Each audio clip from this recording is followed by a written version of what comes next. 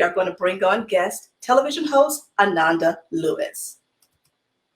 Happy Friday! Happy Friday, Ananda. How are you? Great. Hi, Trisha. Hi, Tasha. Nice to see you, ladies. You're welcome. So, Twins in Media, Trisha and Tasha. Yes, such an honor to have you on today's show. Thank you for gracing us with your time, and we really appreciate it.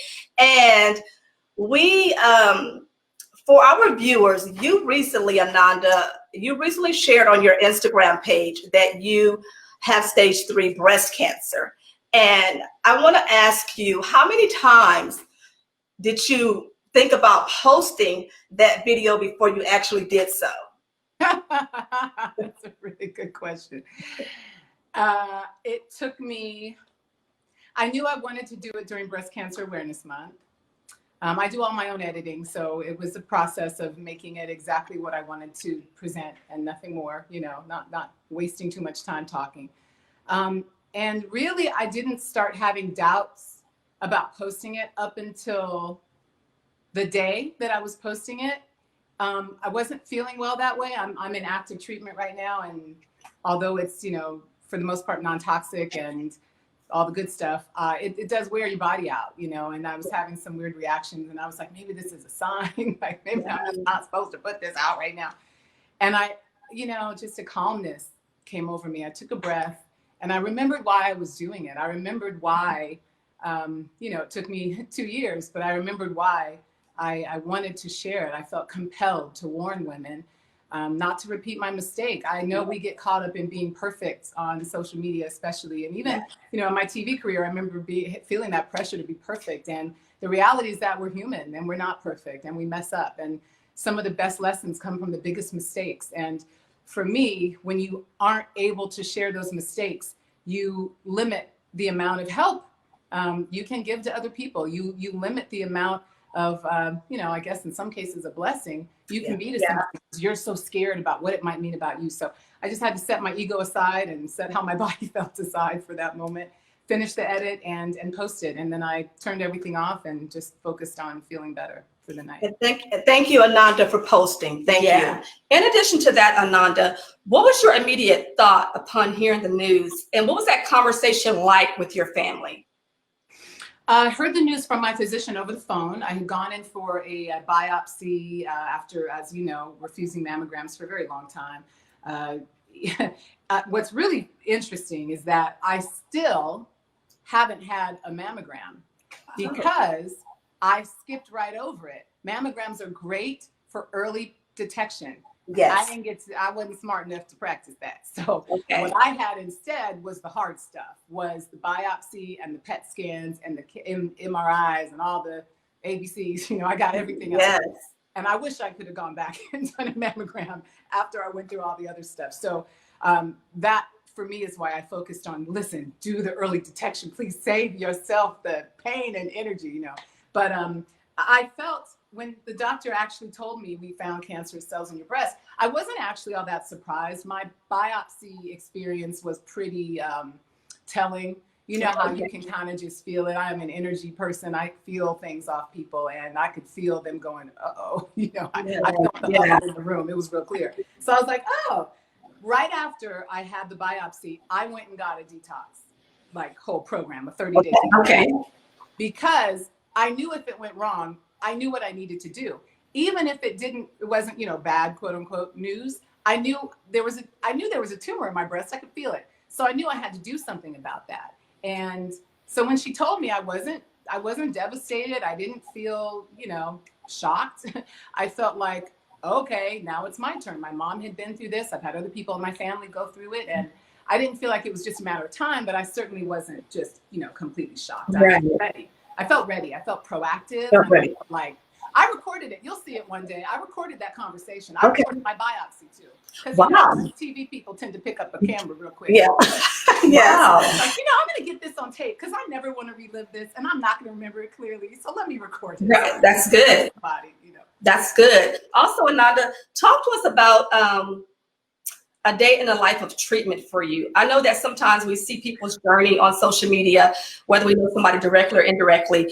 Talk to us about the treatment when you're dealing with breast cancer treatment.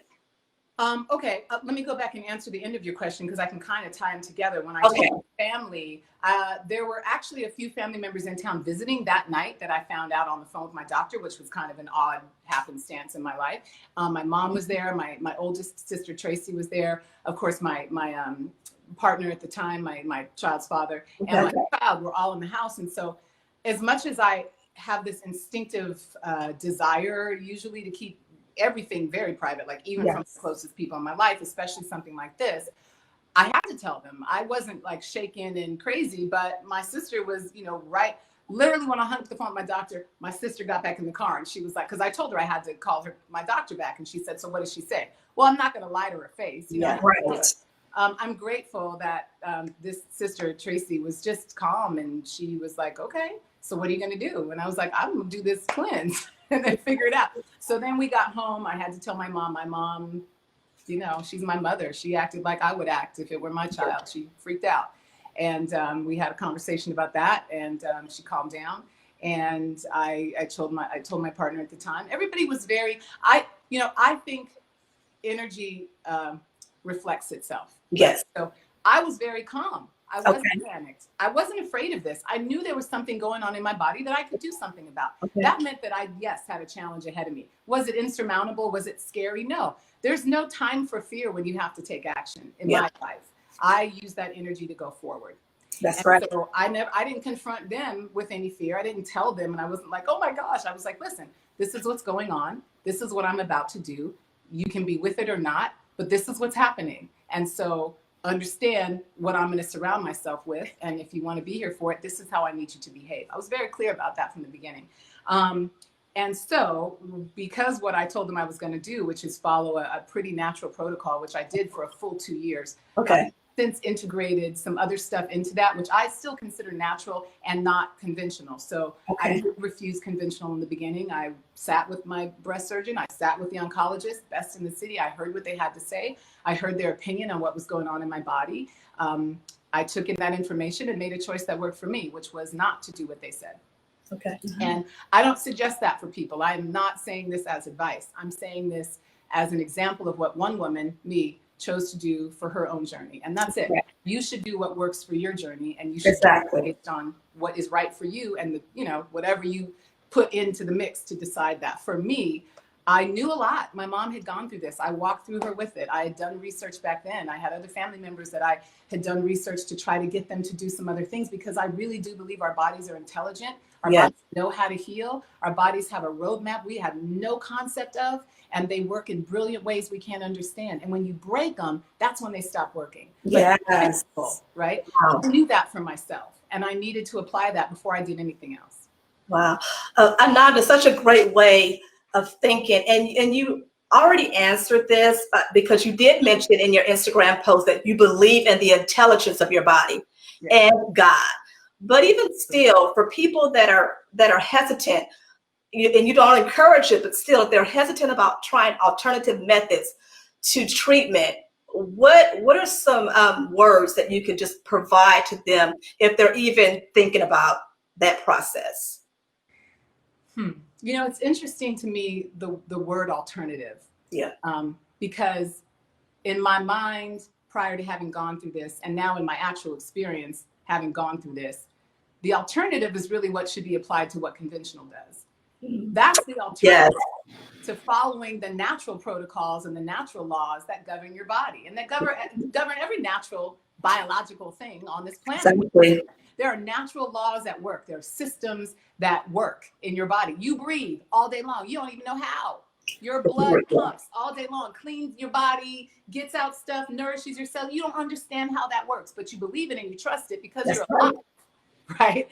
So if you dig deeper into that, you understand that there are even more systems that aren't just automatic systems. They're systems you have influence over. One of the biggest ones is your intestinal tract, is your food, is your digestive system. What you put in your mouth absolutely determines what will happen in your body. It's a very small level to begin with. We have, again, intelligent bodies. To me, what I've become, what I've understood it now that I've been on this journey, to me, is that there is a process that can happen in your body that your body then tries to fix. And it may take years because your body is so smart and so able that it's fixing it as you go. But it might be too big of a problem, like in the case of mine, where a couple of things go wrong all at once. This kind of perfect storm of situations. And now it's too much for your body to do without your help. Well, like in the case of a breast tumor, you don't even know it's there for the first couple of years that it's growing in certain breast tumors. I think, again, know your body, know what's going on. This is not all breast tumors. This was true of mine. Mine was there for years before I knew anything about it, before I started having any symptoms or signs. And so this was happening. My body was trying to deal with it, right? My body was doing its part. What's interesting about tumors is they are an example of our bodies helping us. Our body's trying to get this stuff away, put it in a little ball, put it in a box so it doesn't get out and hurt everything. So it's a smart design, right? So if I had known earlier, which is why I'm preaching early detection for women. If I had known earlier, the path I've chosen to heal myself would not change. It would just be less to do. Okay. I wouldn't have as much to get rid of, as much to clear out, as much to fix, right? And that would be a huge benefit. But I've always said to myself, look, girl, if anybody's up for this challenge, it's you. I'm stubborn, I'm smart, I'm disciplined, I'll be on it. So that's right. I mean, I hope to really be able to share more of what I'm going through going forward, because I think it's important for women and people in general to know how much power they have over their bodies and not to get shook just because someone who is a brilliant, educated, smart, I mean, doctors are amazing people, but they're people and they don't know everything. And they're not the ones living in your body. So it's important for you to stand in that moment where fear might be at you and say, no, I know better than that. Because I know there's things I can do. I don't know how far those things will get me. I might have to combine them with something these doctors are saying to do, but I know that I'm not powerless. And usually fear comes from feeling powerless. That's right. Powerless. That's right. Yes, that's right. So true, Ananda. Powerful words, Ananda. Powerful. Yes. Now, Ananda, you also spoke about on your Instagram that you had your reservations about radiation, and I still do. Yeah, you put off your mammograms because of that. What do you say to the woman and man, because men too, that have the same thought as you? What do you say to them? I say that a little bit of it is a lot easier road than a lot of it. And that sometimes you got to take a little poison. You do. And when you take a little bit, at least when you do it early enough, I wish I had. So if I could go back, not in regret, but just in, hindsight being 20/20, here's what I would do different so that so maybe it can inform your choices. If I started doing the mammograms when I was 40, that would have given me a baseline. I would have had an image, literally, of my breasts.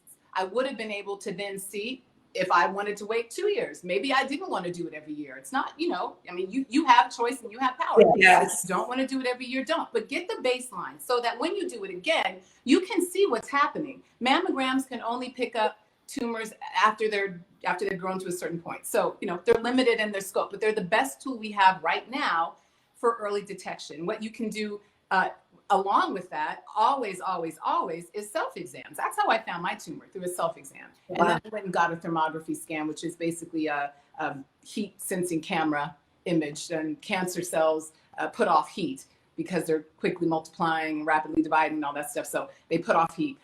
But also, I would have stopped eating sugar a long time ago. I was a sugar-aholic. Literally on emotional stress, I'll eat 4 donuts a day. Wow.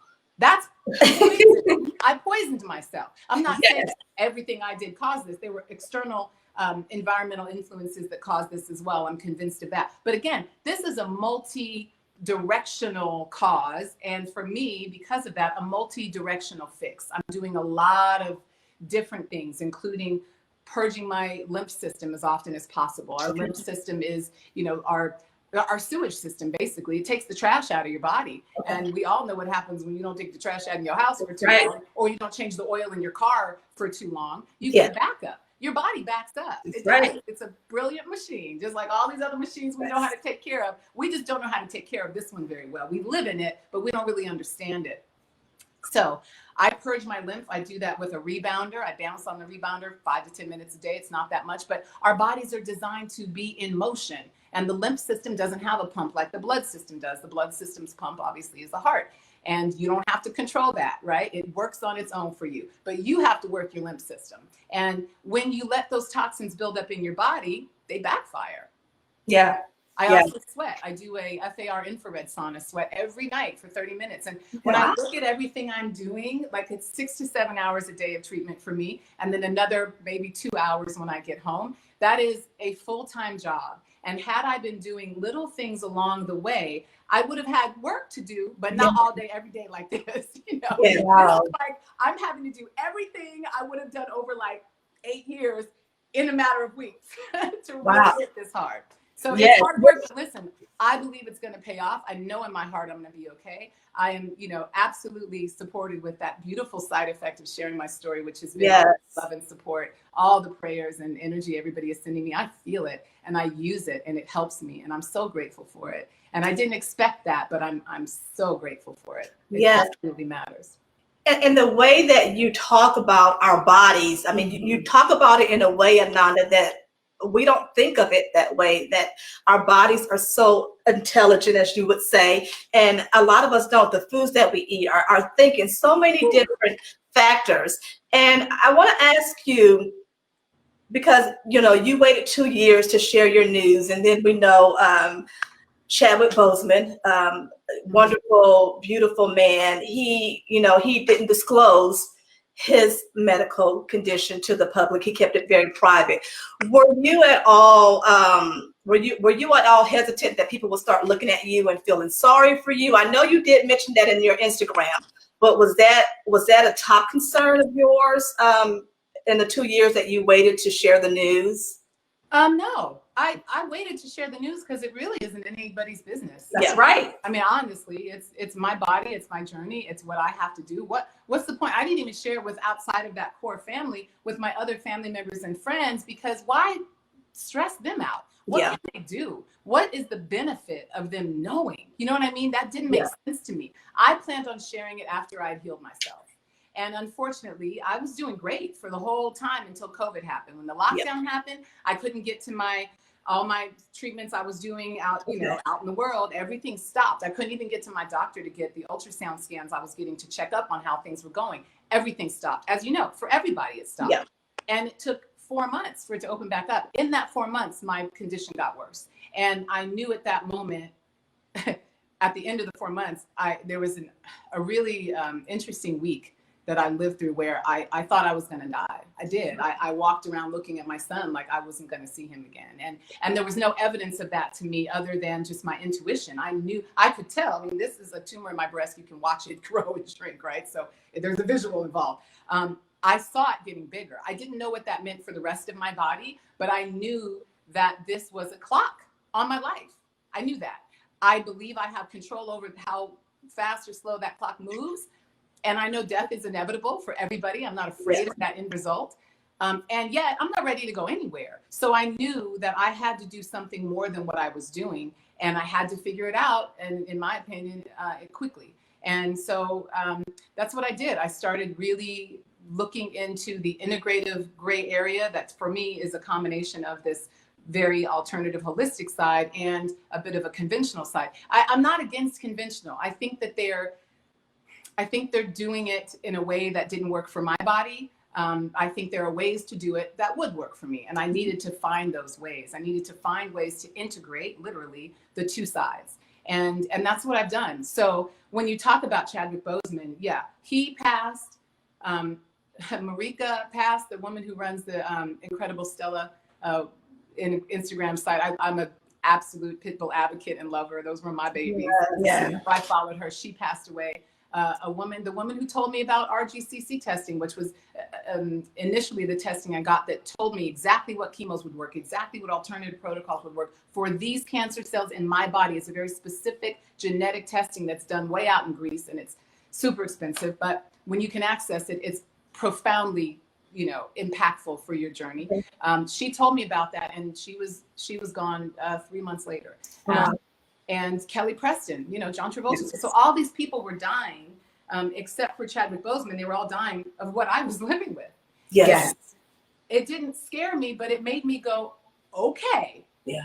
I got to do something else. It was a combination of things happening at that time. And when Chadwick died, that hit me like a ton of bricks, like everyone else. I didn't know him personally, but he's Howard fam, you know. Yes. That you feel like you know other Howard fam personally. Yeah. You know my son. So, you know, it hit me hard because he was such a light, and because he was so. I mean, nobody's exempt, but when people like that go, you go, oh God, why? You know, why? It's hard. It's Yeah, and I respect and I understand fully for myself now why somebody would keep it private.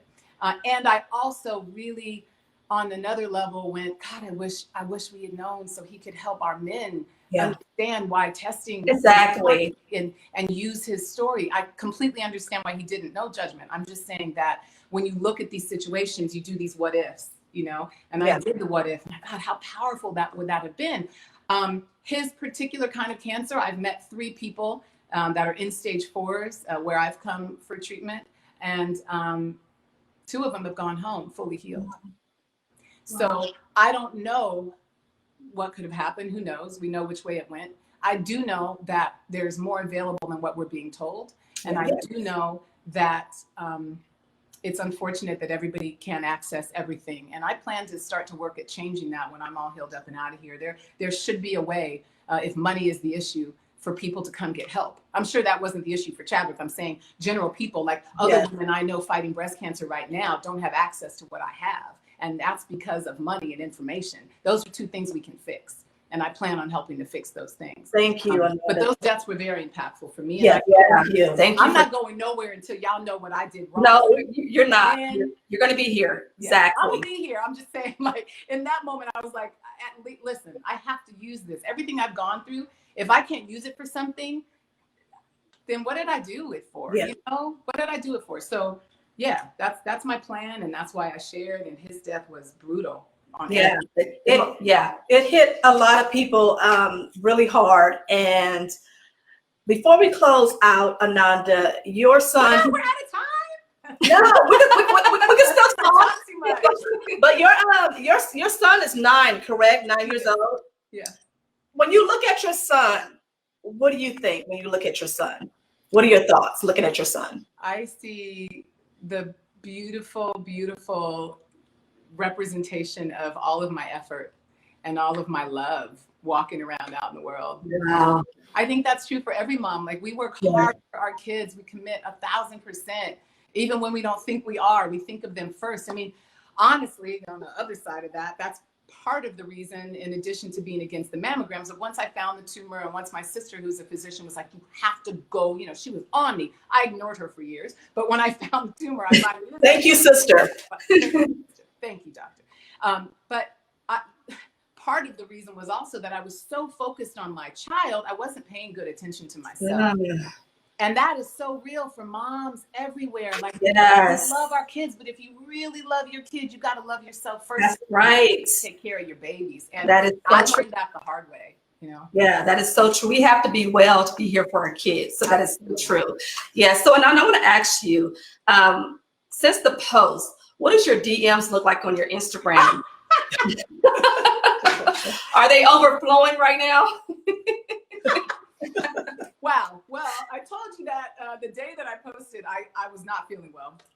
I turned my notifications off. I actually had to set my phone down. I only picked it up from my doctor at the time. So that night, and for the next 2 days, I didn't go back on social media. I think that's when I let the kind of ego slip back in. I was like, I don't want to know nothing, you know. Because I wasn't sure what the response would be. And I knew I didn't do it for the response. I did it for women to take action. And so I had a few friends that would text me and say, women are taking action, like what you did. Wow. And that, I didn't have to look at anything else. Just knowing that was all I needed to know. So it took me about 3 days to get back online and see anything. And then it was like, I mean, it was overwhelming and in a beautiful way, you know.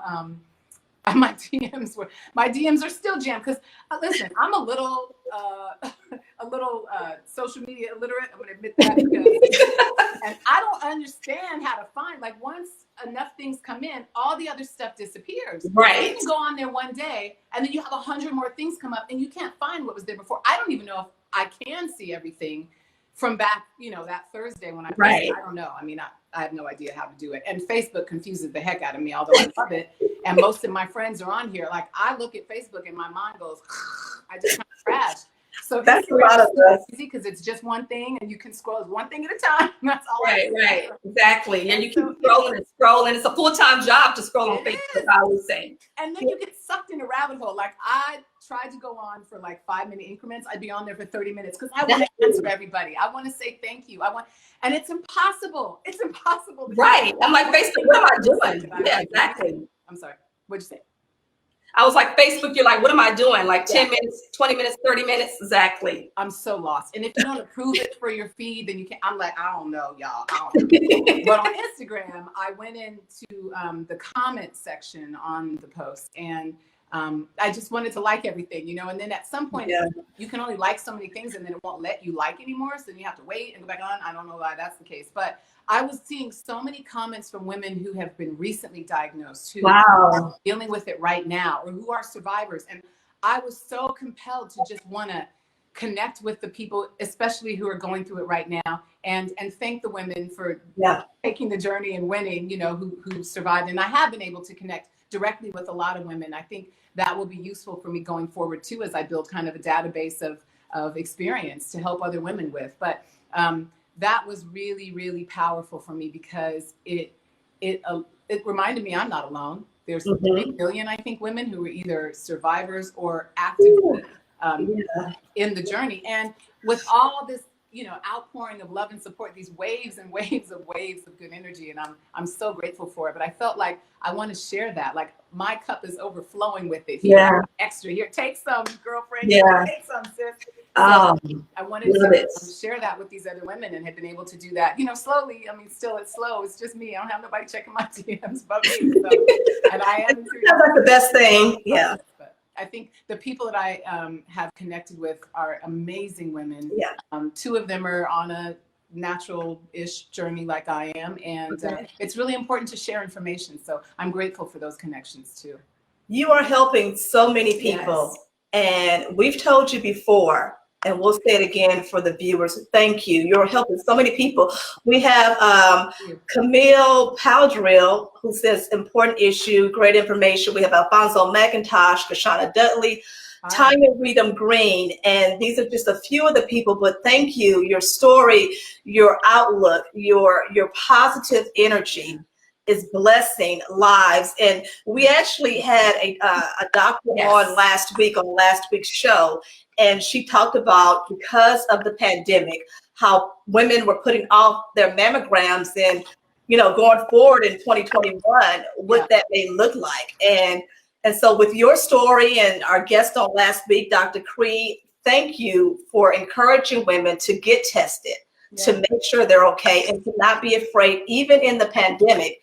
Just make sure there's safety protocols, but don't put off getting their mammograms. You have to be your number one priority. Take care of yourself. Nothing else matters. And I know nothing else matters. Being in a place where you have to stop your responsibilities to take care of yourself, and it didn't have to go like that. So don't put yourself in that position. You need to do it, and you need to do it early. And I would also say, I'm sure we're running out of time, just real quick, that there's a wide world of information, of real studies that back up things that are preventative when it comes to breast cancer, things that are restorative when it comes to breast. Don't put all your information and ability into the hands of someone else. This is your body. You live in it. Whatever you choose, the outcome of that is yours. And so you need to be able to stand behind it. And there's so much information for you to be empowered by. I'm going to begin sharing a lot of that on my Instagram. Just piece by piece, a little minute, you know, here's what to look for. But I hesitate to tell people what to do. I'm not a doctor. I'm just someone who's living it and will share her experience with you. And there's, literally a ton of stuff, like look into flax seeds and how they prevent especially ER/PR positive breast cancers, which is like 80%. Wow, really? Flax seeds, something you can afford, something you something you have control over. Exercise you have control over. We don't like it, but I'm not saying go to the gym for hours and hours a day. That's probably too much work for your body. I'm saying simple things like walking, like our ancestors did. Our bodies are the same bodies we've been in for 1,000-something years, and they work the same way. We need to walk, and move our bodies. We need to be putting clean food in our body and not overly toxified stuff. We can't control the air around us, but we can control what we put in our mouths. And that is so true. That is so true. And exercise is so important, Ananda. And I must admit that I do some, but not enough. Yeah. And so my husband, I've been telling him to encourage me to keep that exercise regimen going. So I'm but you don't have to do that much. And if you get on a trampoline, that's good exercise. And I don't want to be too X-rated. I don't know if children are watching, but sex is a fantastic exercise too. So let's not discount the husband's role in helping us stay healthy. You're helping us find out with that information as well. We can help you. That's right. That's right. I love it. And you're helping somebody out with that information as well. We always say on our live show, Feel Good Friday.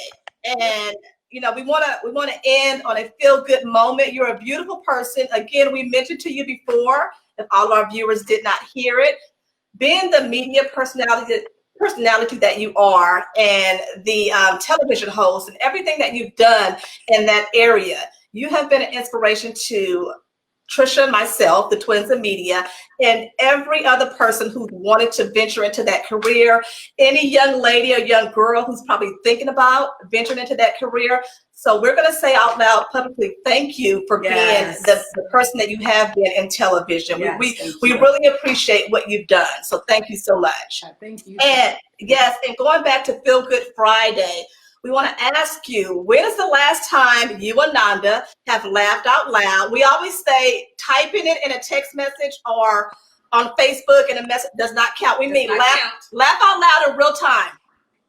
Oh, I laugh out loud every day. There's something hilarious. That's good. I mean, listen, if you look around the world with open eyes and awareness, there's beauty, there's love, there's joy, there's laughter everywhere. I want to say, I mean, the great thing about social media too is that there's a lot of funny stuff on social media. So one of the things I laughed hardest at was that video with the woman who did the diarrhea trick on her husband. I laugh when I think about it. I didn't see that one. Oh my, please find it. Listen, I'll send it to you in an email since we're Please do. I laughed, cried for like 20 minutes. I couldn't catch my breath. It was and it was funny in a mean way, but his reaction, like the whole thing and laughter is so good for you. It is so good. You Feel Good Friday, you know, it's important. Laughter is medicine. It is medicine. Please share with us your Instagram handle for our viewers. Oh, it's I'm Ananda Lewis. Okay. Yeah. And I would know my Facebook, but when I got hacked when my son was a baby, they changed it and I never memorized it, but you can find me on Facebook pretty easly. There's a little picture of me on a donkey. That's how you know it's mine. A little, like 7 years old on a donkey.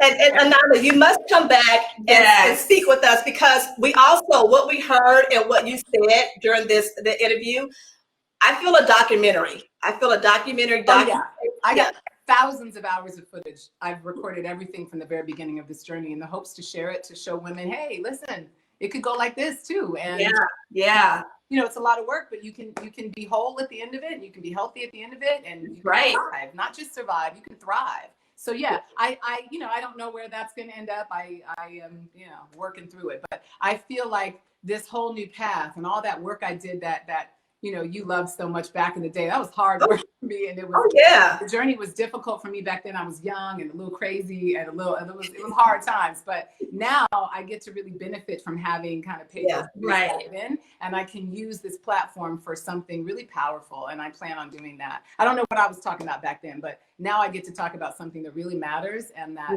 is very personal to me and that a lot of people need to know a lot more about. So definitely something is in the works for sure. And I'm gonna come back to you when I can say, I'm all healed. Look at this cat. Yes, we're clapping today. Right. Yes. We are clapping and we are in agreement with you. You are healed. We actually said that before. Yes, we did. The live and days before the live, we were like, Ananda is healed. Keep your beautiful spirit. You're beautiful on the inside. You're beautiful on the outside. Please know that being on this live broadcast with us, you brought a wealth of information to people that are viewing, giving us a different outlook, giving us something to hope for. And again, please stress why we should get our mammograms. You should get your mammograms because early detection can save your life. You need to know what's going on inside your body. Mammograms right now, even though it's some radiation, it's the best way for you to get a glimpse into what's going on inside your breast so you can take advantage of that technology and take the power over your body back when you need to. Absolutely true. There are also ultrasounds and sonograms. They are not as covered by insurance. If you have access to them, that's another great way to do it. But a mammogram is a comprehensive, really amazing look at your breast, and you need to do it. There's nothing that should stop you from it. That's right. I mean, we could talk all day. I know. I really could talk to you guys all day. I really appreciate you having me. It's encouraging to me to see so many of us. I know. You know what you're doing and having access to all these people via social media. I know back when I did it, it was very limited. So I was one of the few of the numbers that you could see. It's like it's a blessing. Yeah, I'm so proud of what you guys are doing. I love what Thank you. Keep up the good work. I'm happy to come back whenever, when I'm done and have some good news. Well, yeah, when you're healed. When you're healed. And Ananda, please don't forget to send us that video, okay? Yes, I'll find it because a friend of mine texted it to me. I'll look through my phone. If I forget, email me and remind me because I do got a lot going on. I got to get in the sauna in about 20 minutes. No problem. All right. Please give yourself a hug from us to you and your family as well. Yes, we're hugging you right where we are. And yes, and we will be in touch with you. Thank you so much, Ananda. And you have a beautiful evening and a beautiful weekend. My pleasure, sisters. You guys have a great weekend too. Thank you. Thank you. Bye-bye. Bye-bye.